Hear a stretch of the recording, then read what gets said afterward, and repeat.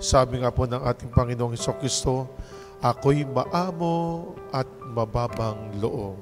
Halikayo, pasanin niyo ang aking pamatok at mag-aral kayo sa akin.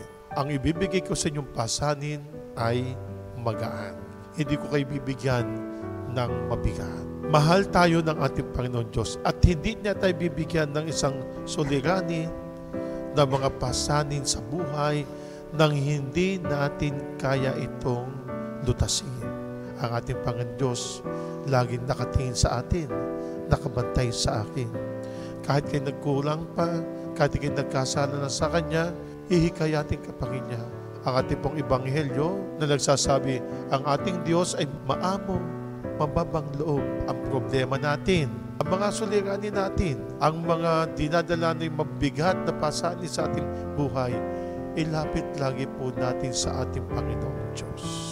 At kapag po tayo lumalapit sa ating Panginoong Diyos, hindi po tayo magkakamali sa Kanyang paglapit. Pagkos, ikaw ay bibigyan niya ng pagkakataon. Pasanin mo ang iyong krus ng buhay. Magaan ang aking pamatok. At sa pagbubuhat mo ng pamatok mo na ibinigay ko sa iyo, ito, kaginawahan. Magkakaroon ka ng buhay na walang hanggan.